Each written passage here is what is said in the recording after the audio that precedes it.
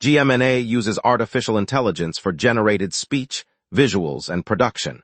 AI-generated content may contain errors. Please verify important information before making decisions or taking action.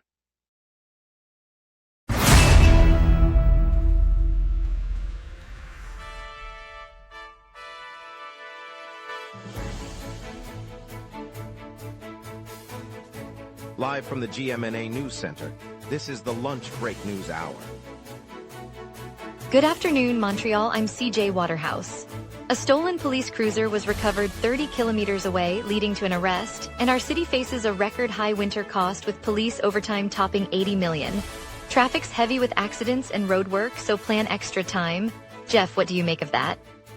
The Montreal International Food Festival opens today at the Old Port, running through next Thursday, offering more than 30 local and international food vendors. Admission is free, and visitors can enjoy live cooking demonstrations on Saturday and Sunday, featuring chefs from Quebec, Italy, and Japan sharing signature dishes. A dedicated family zone includes a kids' culinary workshop, a pastry-making class, and a mini-market where children can sample sweet treats safely. With multiple stages and food stalls operating nightly, there's plenty to see, so lots to get to. Let's begin. A sudden downtown subway closure is forcing commuters onto crowded buses, while city officials scramble to restore service before rush hour peaks. SBVM officers confirmed that a patrol vehicle was taken from downtown early yesterday evening. The stolen cruiser traveled roughly 40 kilometers south, reaching Verchères in about 30 minutes before provincial police intercepted it. A 28-year-old male was taken into custody at the scene. Investigators say the suspect appeared to be intoxicated at the time of the theft, a factor that may have contributed to rapid getaway. The vehicle was recovered in the same condition it was reported missing, and no injuries were reported. SBVM released a statement emphasizing swift cooperation between municipal and provincial forces that led to the arrest. Verchères is on the south shore of the St. Lawrence, about 25 minutes past the Champlain Bridge. Authorities indicated the suspect will face charges of vehicle theft and impaired operation. Hydro-Quebec's latest electricity use analysis shows roughly 25,000 residential units in the island are drawing no power, indicating they are empty. The finding, reported by Radio-Canada, has ignited a sharp dispute between landlords and housing advocacy groups. Landlords argue the vacancies stem from ongoing renovations, temporary relocations, and market cycles, insisting the units will soon return to the market. Advocates counter that owners are holding properties off lease to await higher rents, aggravating a citywide housing shortage that has left many families waiting for affordable options. Officials say the data underscores the urgency of examining empty rental stock as the city grapples with soaring demand. Both sides say further study is needed, but the revelation adds pressure on policymakers to address the imbalance between vacant homes and the growing need for livable apartments. The city's latest financial report shows this winter was the costliest in 10 years, with total expenditures climbing to a level not seen since the 2016 season. Record fine revenue helped offset the surge, but police overtime alone topped $80 million, the highest amount ever recorded for the force. Officials say the combination of unusually severe weather, extended snow removal operations, and increased traffic violations drove both the spending and the fine collections. The Montreal Police Department confirmed that overtime hours rose sharply as crews worked around the clock to keep streets clear and respond to emergencies. City officials highlighted that the budget strain reflects a broader pattern of climate-related challenges, prompting a review of resource allocation for future winter seasons. The report was released today.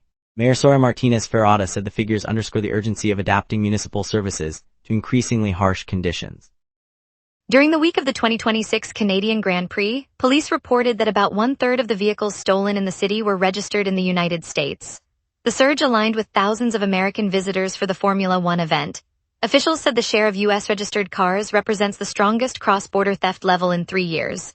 Overall theft numbers stayed steady, but the foreign-registered share rose sharply. Investigators are reviewing surveillance footage and coordinating with law enforcement agencies across the border. Most incidents occurred in the downtown core and the Old Port area, where many visitors park near hotels and the circuit route. The city's traffic safety unit deployed extra patrols in those zones throughout the race week. Police also reminded owners to keep vehicles locked and to store valuables out of sight. Rain drummed on the stage Thursday evening as Corias and the group Loud took the Francos de Montreal platform, refusing to let the downpour dampen the vibe.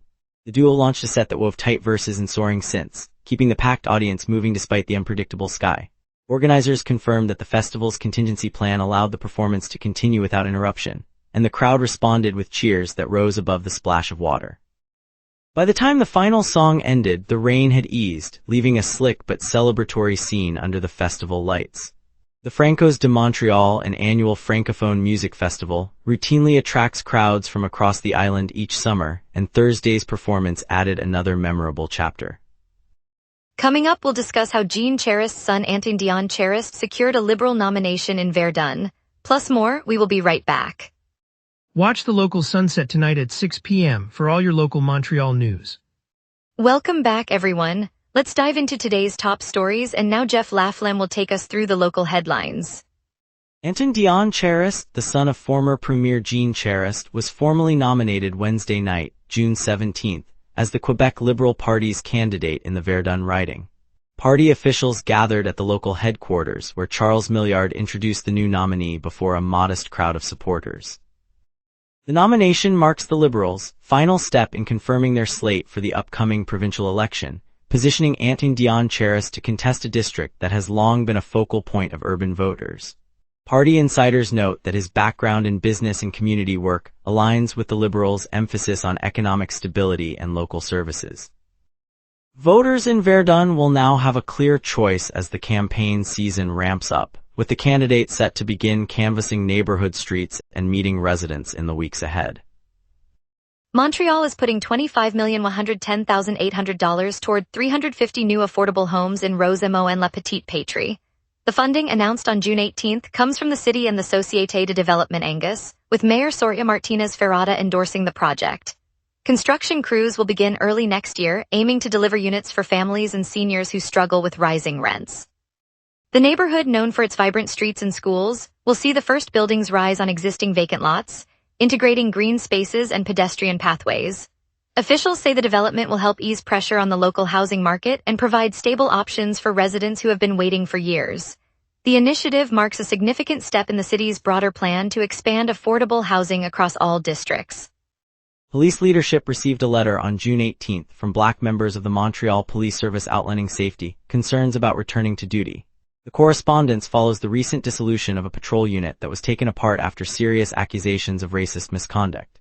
In the letter, employees said they fear retaliation and a hostile environment once they are reassigned to regular beats. Management has been asked to address the staff's worries and to ensure protection for those who voiced the grievances. The disbanding of the unit was announced after an internal investigation found evidence of discriminatory behavior.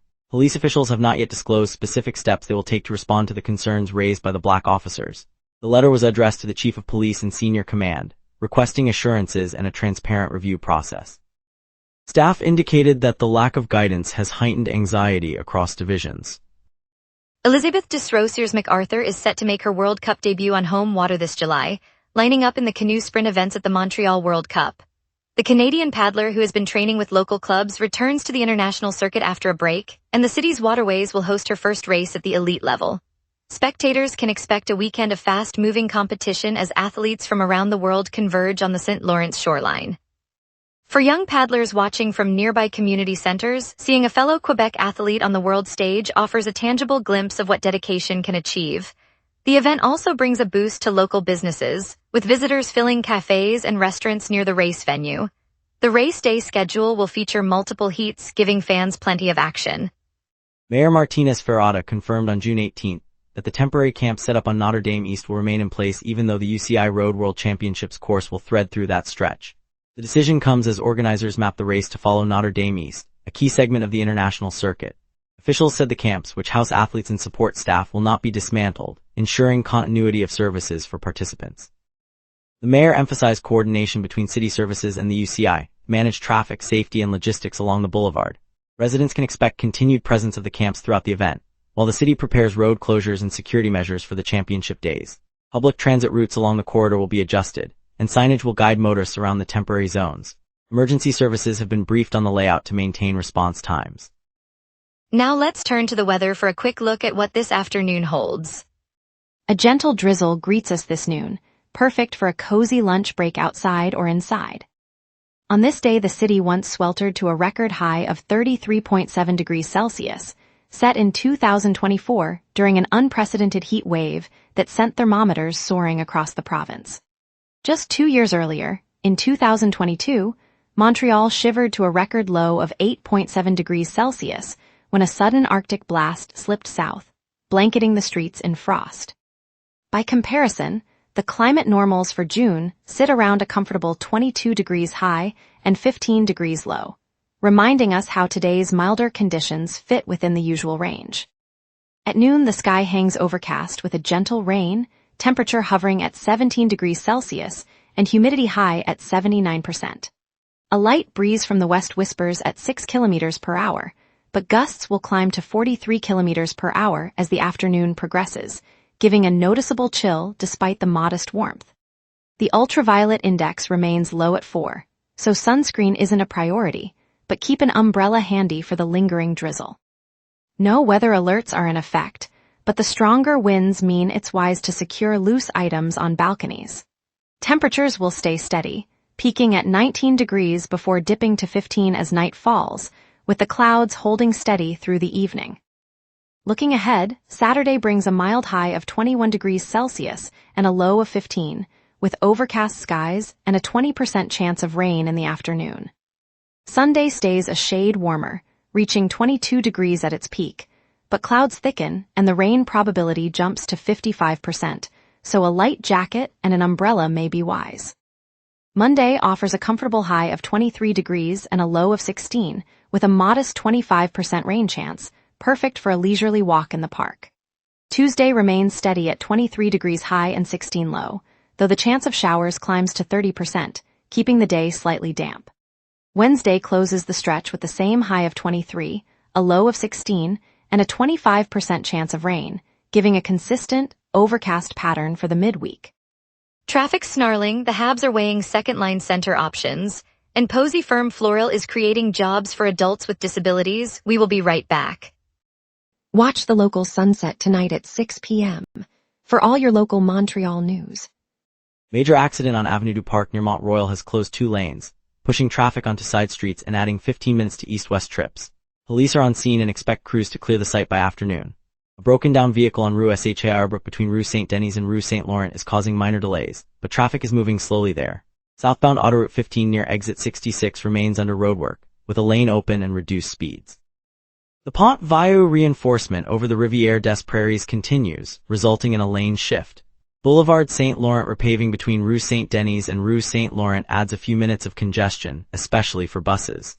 Autoroute 20 widening between exits 45 and 47 is progressing, but expect occasional slowdowns. On transit, Green Line service between Berry-UQAM and Lionel-Groulx runs on a shuttle bus after a signal failure, with service targeted for 12:30. Bus Route 55 is running up to 15 minutes late along Boulevard Saint-Laurent. Montreal's lunch break starts with Les Premiers Vendredis, the nation's largest street food festival rolling through the city this weekend. Over 40 food trucks line the streets, serving poutine tacos, gourmet donuts, and more, so you can sample the city's flavors in one bite. It's a perfect excuse to ditch the office lunch and try something new with friends. Inside Time Out Market, Cirque du Soleil's Echo exhibition offers a visual feast of the troupe's iconic moments, giving you a quick cultural pause between meetings. The immersive photos let you feel the circus energy without leaving the market. Finally, mark your calendar for June 21 when Pop Montreal hosts a free concert in Cabot Square for National Indigenous Peoples Day, showcasing emerging Indigenous artists in a vibrant downtown setting. It's a chance to support Indigenous voices and enjoy live music under the summer sky. And now here's Jason with sports. Let's dive into the latest Canadiens developments and women's hockey updates. The Montreal Canadiens are evaluating a second-line center before the July 1st deadline, according to Habs Eyes on the Prize. Management also flags bottom six restructuring as an off-season priority, while forward prospects Joshua Roy and Samuel Blythe await contract offers for next season. Details remain tentative. In the women's PWHL, the Montreal Victoire re-signed forward Abby Roque and added Petra Niemanen in the draft, emphasizing offensive depth, reports Habs Eyes on the Prize. Analysts also note several potential buyout candidates as the club navigates its off-season roster decisions. Reviewing the recent campaign, Habs Eyes on the Prize highlights the Montreal Canadiens' deep prospect pool, citing Bryce Pickford's low profile as evidence. It also notes unrestricted free agent forward Patrick Lane drawing league-wide interest, while prospects Ivan Demidov and Alexander Zhuravsky logged ice time in Brossard. Posy Firm Floral in Verdun is a boutique flower farm that now hires adults with intellectual disabilities, expanding its team beyond traditional horticulture staff. The farm supplies fresh-cut blooms to local retailers and events, and its new inclusive hiring program offers on-the-job training and meaningful work for people who often face barriers to employment. By integrating these employees into every step, from planting seedlings to arranging bouquets, the business demonstrates that sustainable gardening and social impact can grow together. The initiative not only diversifies the local workforce but also brightens the neighborhood with vibrant flowers and a stronger sense of community. It's a reminder that Montreal's economy thrives when we lift each other up. Up next, Corias and Loud will keep the Francos buzzing, rain or shine, with an electrifying performance you won't want to miss. Coming up tonight at 6, the local sunset. Your neighborhood, your city, your news. From city hall decisions to the stories happening right on your street, we cover what matters most to Montrealers. Join us tonight at 6 p.m. on GMna for the local sunset, Montreal's evening newscast. This weekend, the Peel Basin Market comes alive with Japanese street food, vibrant vendors and hands-on workshops, a highlight of Montreal's June Festival guide. Our live reporter Carl Dumont is on the scene at Lachines waterfront to give us a closer look. Carl Dumont is there. Carl Dumont. Thanks CJ Waterhouse. The summer sun bounces off the water as I stand on the wooden boardwalk of Peel Basin, the scent of grilled yakitori mingling with the cool river breeze. Bright paper lanterns hang from the steel arches, casting amber glows over rows of bamboo stalls. Vendors in crisp aprons slice fresh takoyaki, hand-roll sushi, and pour chilled sake into tiny cups. A group of teenagers gathers around a calligraphy workshop, their brushes trembling as they try to master the perfect kanji stroke. Nearby, a taiko drum troupe thunders, the rhythm echoing off the historic warehouses that line the quay. Families wander, children clutching cotton candy shaped like koi, while local artists display hand-painted fans. The market pulses with music, laughter, and the clink of porcelain, turning the basin into a miniature Tokyo for 4 days. It's more than a food fair, it's a living bridge between cultures where Montreal embraces Japan's spirit. Carl Dumont virtually at Peel Basin. On a crisp Saturday afternoon in the Plateau, the Montreal Victoire gathered at the historic Bell Centre, the air buzzing with the scent of fresh coffee and the low hum of eager fans. 6 new faces, each clutching a bright orange draft card, joined the roster, among them Finland's Petra Nieminen, whose smile lit up the locker room as she signed her name beside the team's crest. The ceremony lingered on the ice, where forward Abby Roque stepped forward, her teammates forming a circle that echoed the camaraderie of a close-knit family. As the commissioner handed her a 2-year contract, the crowd erupted, the roar reverberating through the rafters and spilling onto the streets outside, where children waved handmade scarves bearing her number. In that instant, the Victoire weren't just adding talent, they were weaving a new chapter of hope for young girls dreaming of the rink. The community left that night feeling the promise of a brighter season, united by the belief that together they could chase every goal. It's a feeling we'll carry with us wherever the game takes us. In the heart of the Plateau Mont-Royal on a Saturday morning, a cluster of small cafes and boutique stores gathered outside the historic St. Laurent Market. The organizers, a group of local merchants and volunteers from the Office Québécois de la Langue Française, had set up a wooden podium and a string of red ribbons bearing the slogan Parlons Français. Their purpose, to listen to residents who had filed a record-high tally of complaints about signage that strayed from the province's language charter. One particular moment stood out. A teenage girl, notebook in hand, approached a newly painted window display at a bakery where the word croissant now sat beside its French counterpart in elegant script. She smiled, turned to the baker and said, "C'est exactement ce que je voulais voir," and the baker responded with a warm nod, proud that the shop now reflected the community's voice. The day ended with a chorus of Vive la Française echoing down Rue St. Laurent, a reminder that a shared language can turn a bureaucratic tally into a celebration of identity. We're all a little richer when we hear our own words spoken aloud. Thanks for watching, Montreal. Tonight's look at the police cruiser found 40 kilometers away highlighted how quickly our city can rally when something goes missing. Stay tuned for tomorrow's lunch break, where we'll bring you more of the stories that shape our community. See you then.